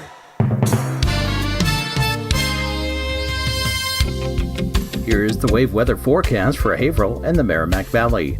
For tonight, cloudy with a chance of rain, low 43. Southwest winds at 5 to 10 miles per hour.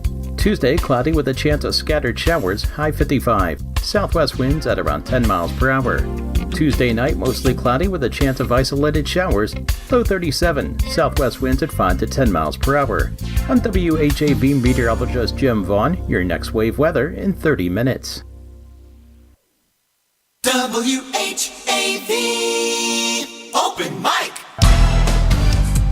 From the Edwin V. Johnson Newsroom, 97.9 WHAV FM presents the new Open Mic Show with Bill Macek. Make your voice heard. Call 978-374-1900. That's 978-374-1900. Welcome back to the new Open Mic. We are having Patrick Littlefield as our guest. He is a candidate for Nikki Tsongas' seat. As most people know it, it's the 3rd Massachusetts district for the House of Representatives. And we are having a very good discussion so far, and we got more time, and we also have time for you to call in at 978-374-1900, the new Open Mic program. Patrick, you mentioned that you started a company, and it's currently employing about 300 people. You did sell it, so you're not vested into it. But what do you think you can do to help keep jobs and bring jobs to the district? Right. So jobs depend upon the ability to create value. You can't just wave a magic wand and have a job be there. The job's got to be produce something that's of value to a customer, to somebody in the company. So that's the heart of it. So to me, this starts with education and training. That in the economy that we live in today, it's skills that are the gateway to having a productive economic life. So I'm hugely in favor of investing in education and training all along the way, but particularly in the post-secondary level.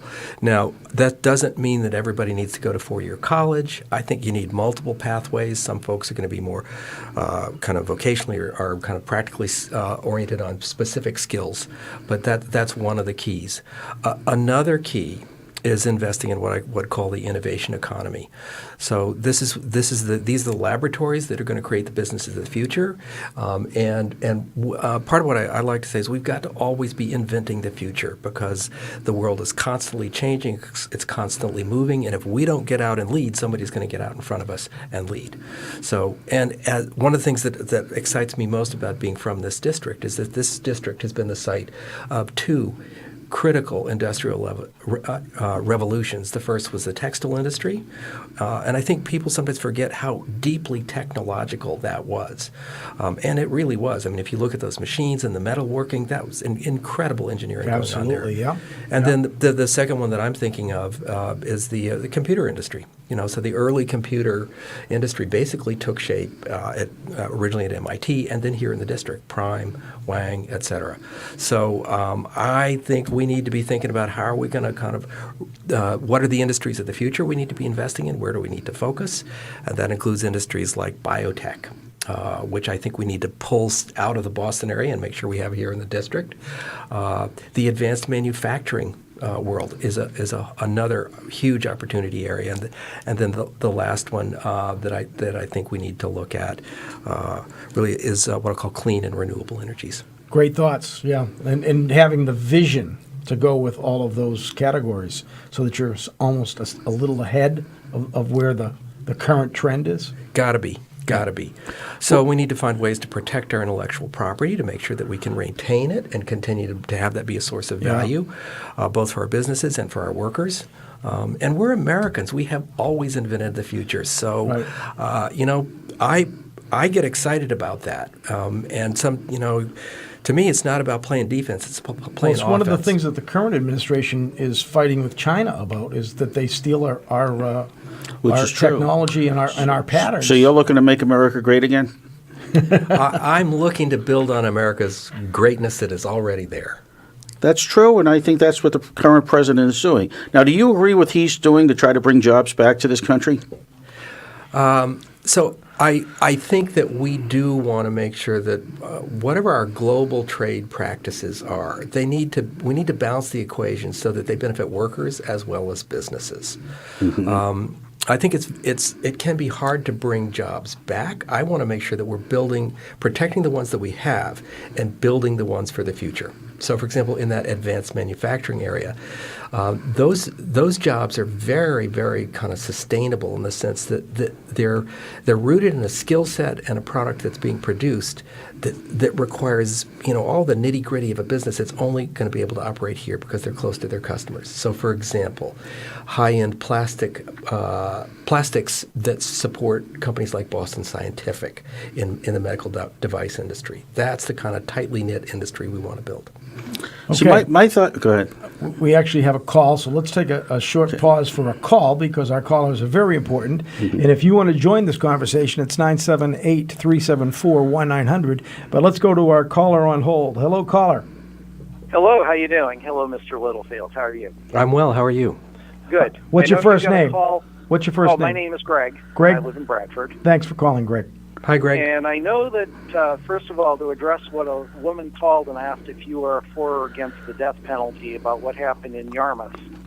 In that instance, that is a state matter and not a federal matter. And on the other hand, good point. the federal government does have a death penalty. In fact, there was an event that happened 5 years ago this week in which a person is under sentence of death for. That's correct. Lest we not forget that. Yep. Good points. Good points. Thanks for bringing those up. That's a state matter. That's something that the congressman, Mr. Littlefield, or whoever goes to Washington, really has nothing to do with what the Commonwealth of Massachusetts does on the death penalty. So. That's a very good point. Thank you for making that. Do you have any other question or comment? Yeah, I do. First of all, I don't know, Mr. Littlefield, are you a Democrat or Republican? So I am a Democrat. Okay. There is a strong possibility that the Democrats may, and I just tuned in late, I was in the car and I tuned in, the Democrats may get control of the House this January. I mean, that's... I think if you talk to us Democrats, that is the plan. Right. Yeah. Although the lead is diminishing, there was a 10-point lead of Americans favoring that the Congress be democratically controlled. It stepped down to 7-point lead, which is kind of scary for Democrats because normally it's a double-digit figure. So it looks like the trend is changing. Although I will say, in politics, a week is a long time. And everybody has short memories. Yeah, but for this district, we already have a Democrat in office. So I understand. There's a good chance the Democrat's going to fill this win, position again because it's Massachusetts. Yeah, right. Now let's let the gentleman finish the question. Okay, the question is, let's assume and hope that the Democrats get control of the Congress again. The swamp is being drained, as we can see. The head of the kingfish of the swamp is now on his way back to Wisconsin, which is good, but that's my personal comment. But would you decide to try to reverse the corporate tax cuts that took place or dampen them back should the Democrats take control? Right. And be able to swing it? Right. So that's a great question. Thank you. So I am in favor of reworking that tax bill, but let me spend a little minute on the different parts of it. So the corporate tax cuts were designed to try to make U.S. companies more competitive relative to global tax rates. So directionally, I think that was something we needed to do, so I'm in favor of kind of moderating what I'll call the corporate tax rate. On the other hand, the tax bill overall is a transfer of wealth, basically from those of us that the bulk of the people to the wealthy, and I think that was a big mistake, and that's something that I think we need to reverse. One of the big problems from my perspective in our society today is the increasing concentration of wealth at the top of the pyramid. And for example, I think the top 10% own roughly 80% of the wealth of the nation, and when that much money is concentrated at the top, it means you don't have money for the rest of us. You don't have money for the critical public services that we need, education, healthcare, and you create an imbalanced society. So that's where I think that tax bill is really off the mark. And I would actually say I think it's a bait and switch. So do you think everybody should make the same amount of money no matter what position in life you are? No. That's dirty. That's not a good question. I can't hear the caller. That's climbing. That's inferring that if you want the wealthy, if you want the tax cuts for the wealthy cut, that we should be in a uniform salary. That's not a good question. No. Well, it's a question I asked though, but you may think of it if it's good or not. See, I'm trying to clarify exactly what he's saying. So if you've got a small percentage of people controlling 80% of the wealth, how do you determine which amount of the wealth you're going to have trickle down? How do you go about and do that? Right. So, what we have today, and it is always a social contract. There is no escaping the fact that taxation represents a policy perspective. There's no inherent right number. I think that I'd go back and look at, say, the 50s and 60s, and at that point, I think what you'd find is that up in that 10% level, that it was probably down at 55 to 60%. I've spent some time kind of studying this area, and back in the Gilded Age, you had the same kind of problem where all the wealth was really concentrated at the top. Tremendous unrest in terms of labor and quality of life for the broad working classes. And then the period of the World War I and World War II essentially reset the deck and spread the wealth out. And what we've done is we've now reached Gilded Age levels again. And I see nothing but kind of unhappiness resulting from that. So, for example, the wealthy are going to live in walled communities. They're going to be isolated from the broad society as well. And at the same time, working people aren't going to be able to afford health care and education, and are become increasingly sidelined and no longer participating in the American dream. So the America that I imagine is one where initiative and industry counts, but where our prosperity is broadly shared across the whole of society. So how do you get that money out of the top 10%? So taxation is one of the models, but I also want to look for what I would call public-private partnerships, where I'd like to see businesses investing kind of locally in school systems and in the community.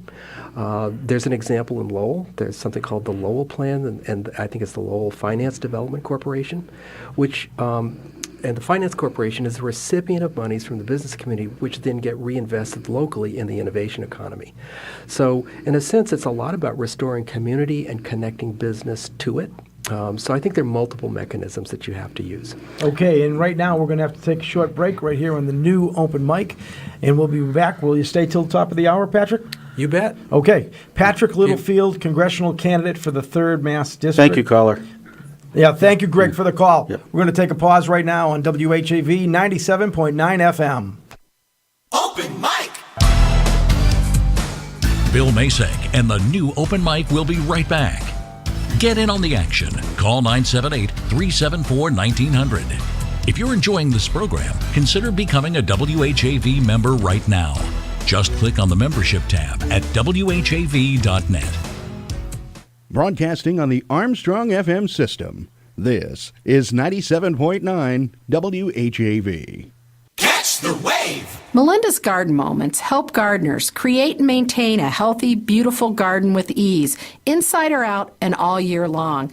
This is Melinda Myers, inviting you to tune in every weekday morning, right here on WHAV. You'll learn creative ways to grow your own vegetables and herbs while beautifying your landscape. Eco-friendly lawn care, flower garden design basics, unique container gardens, attracting birds and butterflies to the landscape, and much more. Again, please join me weekday mornings for Melinda's Garden Moment for a very environmentally friendly approach to gardening. Remember, only local radio can bring you this feature opportunity, but only WHAV does.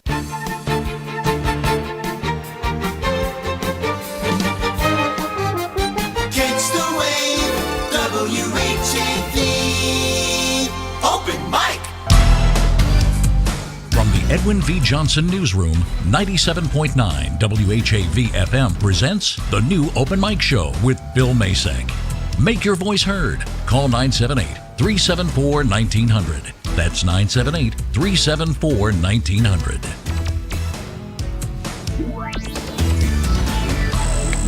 And we are back for the final segment of the new open mic on this Monday evening at WHAV. I'm Bill Macek, your host, my co-host Bill Ellis, and our guest this hour is congressional candidate Patrick Littlefield, and he's running for what people affectionately know as the Nikki Tsongas seat, and Nikki has done a great job. Now, she's done a lot of things for veterans, for example, a big person for veteran issues. Are you planning on duplicating all she does and then some, or have you thought about that? Yeah. So I'm a huge advocate for taking care of our veterans. I think it's a sacred contract that we need to do everything possible for those who have protected us and served us. Great. Have you had military experience? So I'm not a veteran, but I did have the honor of serving in Washington for 5 years at the Department of Veterans Affairs. And tell you, there's nothing like, for example, going to a spinal cord injury ward to really make you understand what it means to put yourself in harm's way for the nation. Well, I appreciate that, that you're willing to go forward and, carry on what Nikki has done. And you've spent 5 years down there, so you were living this day in and day out. Right. I don't think anybody is going to be a better advocate for veterans than me. First of all, I'm totally committed. Second of all, I know how the Department of Veterans Affairs works. I know what works well. I know what doesn't work, and I know where the dials and levers are to turn it. You mentioned something in our last segment about the businesses getting involved in the school systems, and I think that's a great idea. You hear about teachers having to go out and spend money, their own personal money, on different supplies. It would be nice if you had certain industries in a community that would underwrite, supplies and so forth to help take the burden off of our teachers and get more involved with that. There is some of that. I mean, Microsoft and Apple, for example, I know, make a lot of donations to the school systems with their products. And I think there's a real opportunity to connect the business community to the education community in this effort. So, for example, I'd love to see programs, for example, where you might have, a lead engineer from a company like, NetScout, come in and spend a half a day with the computer science majors at Fitchburg State. Well, what's good about that, though, if the industry does come to the schools, the elementary schools, the high schools, and so forth, they're basically priming future employees that are right there in the community. Good for the businesses, good for the students, good for the state. Yeah. We got a call. Let's go to our next caller. Hello, caller. Yes, hi, Bill. Dr. Boucher again, Jerry Boucher, Bill. Hi, Doctor. Doctor, how are you tonight? Yeah, all right. Doctor, very much. This doctor was in Vietnam. He's a veteran. Yeah, Mr. Littlefield. Pleasure to meet you. Thank you first for attending a lot of the veterans events where I met you several times. But I also have a question in the educational field. What do you think could really be solved pertaining to a lot of the increase in high school dropouts? I don't even know if we have a truant officer anymore. But what I'm going to do is I'm going to hang up so I can hear you on the TV. Thank you, Dr. Boucher. Thank we you, appreciate you listening and your call this evening. Thank you. Yeah, you're very welcome. Good luck. You have my support. Bye-bye. Thank you. So I think that there's probably a number of things driving those dropout rates. Some of them are socioeconomic, so they're in the home, they're in the family, et cetera. Others may have to do with the curriculum itself. So I think we need to support families to keep families intact, to make sure that people can stay in school. But I'll also say that one of the challenges for the education industry is to adapt and meet the students where they are today. So I had a very interesting conversation with the president of one of our state universities, where we're talking about the challenge of how do you make, for example, things like the humanities relevant to students. And he said that what they're exploring, what they would call digital humanities. I think in high school, it's making things and contemporary is one of the big challenges. That's exactly right. And a big opportunity area. Right. So I'm going to go back to my theme. Let's invent the future. How do we start mixing this up to find ways to make this so compelling that people are busting their butts to get to school. But if something isn't interesting, no matter whether it's in school or just work or whatever, you're probably going to look elsewhere and not be paying much attention or caring much. That's right. You'll start caring when you enjoy it. That's right. And that's when you're interested in it. Yeah. That's so true. Yeah. It's like the old expression about when you're working. If you like your job, you never go to work. That's true. So when you adapt to something in school, I had certain subjects that I was intent on, listening to the teachers, and there were others that I didn't like.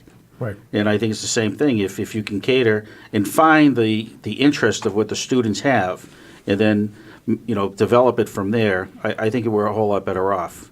And I like that position. Yeah, I think a good perspective on how to move forward with education.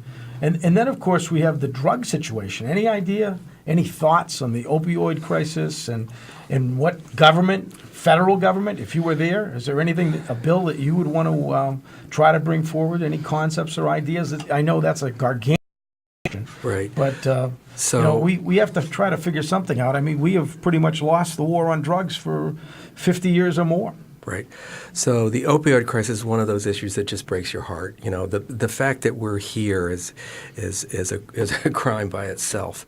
But given that we are here, I do think we need to provide, appropriate kind of both mental and kind of clinical help to people who have an opioid issue. But I want to go back. And part of the reason why we have this problem is I think is a failure of the regulatory apparatus of government, which is basically to identify that those drugs were being prescribed in ways that were actually prone to create addiction, that they were being pushed, in this case, by, I'm sorry, I forget the name of the company, it'll come to me in a second, but that had created the drug, specifically sent their sales team out to try to reduce the physician's perception that there was a risk of addiction.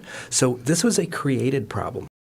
An inevitable problem, and unhappily the government kind of didn't catch this one. But this is what we need government for, is to basically head the stuff off at the pass so that we don't get into these situations that we're in now. Yeah. It is a catastrophe, and we have to figure out something how to roll it the other way. And I agree with you on the opioids, but if you can't get the opioids, what I think a lot of people do is they go to other street corner drugs, including heroin and now fentanyl. And those are the drugs that are coming over our border. Any thoughts on our border and how we can better control it? Well, I'm of having secure borders. Does that mean a wall?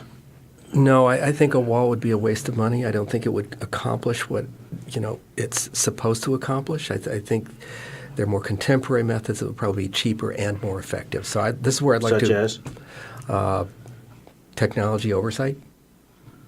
Okay. And this is also an opportunity to invent the newer, more contemporary capabilities that will allow us to do this cheaper and more effectively. So, like heat sensor drones, that would be able to detect if somebody... Now, a woman that has aspirations that formerly was the Speaker of the House that wants to come back, Nancy Pelosi. Did you hear what her recommendation was instead of building a wall? I'm sorry, I didn't. Mowing the grass? Okay. You heard that, right, Will? I heard that. Yeah. So she's trying to create jobs. Yeah, she's creating jobs, all right. She's making the pathway easier. But no, I can understand where you're coming from. I think there may be other ways other than a wall. Necessarily doesn't have to be a physical wall. What do they have these things now with dogs? Right. There's an artificial outline in the yard. When they go to a certain point, they get zapped or whatever. Right. And I think that the French built a wall after World War I that was intended to prevent World War II, and we know how well that. Well, it was stupid. They built a Maginot Line, and then the Germans went around it. Right. But then the other thing is the Chinese built that wall. How many thousands of years ago? Yeah. And there's very few Mexicans in China. That was on Facebook. That was a joke. Yeah. But right. No, I understand. But how else are they going to get around? The Maginot Line was built on land, but there was there was sections to the east and west of it. I think we need to have secure workplaces, in that there is a system already that exists that every employer is supposed to tap into to see if that you have to ask a person before they come if they are legally in this country. Mm-hmm. And you're supposed to also check and see if they are. Now, I don't think that system is up to speed. I think that if we made employers truly make sure that people were documented and before they could work, I think that would in itself create some additional things that would need to be created to, be a somewhat of a catch for those people. But I think we need to, the system's just broken. Yeah. And whether we let them in or not, there's already about 13 million or more people here that we need we're going to deal with. So final word, because we're running out of time. Yeah. Go ahead, your last word. You're the one that's running. All right. Well, listen, it's been a pleasure being here. I wish we had another hour because we feel like we're just warming up. We'll invite you back. My name is Patrick Littlefield. I'm running for Congress in the 3rd District, and I am a jobs creator. I'm a healthcare innovator and a proven public performer at the national level. I ask for your support. My website is patricklittlefield.com. So if you're inspired, you can make a contribution. You can also sign up and help our volunteer activities. There's a lot of work to do and a long way to go to September. So Bill and Bill, thanks so much for having me on. It's been a pleasure. Thank you so much, and good luck. And you're welcome back again before the September 4th election. So I'm sure we'll have you back if you have time. And I'll make time. All right. This is the new open mic program. Bill Macek, Bill Ellis, and Patrick Littlefield, candidate for Congress, right here in the 3rd District. And we are the new open mic on WHAV 97.9 FM. Open mic! Join Bill Macek live on the new open mic again next Monday night at 6. The opinions expressed on the Open Mic Show are not necessarily those of 97.9 WHAV FM, its underwriters, or affiliated stations. The Open Mic Show came to you from the Edwin V. Johnson Newsroom.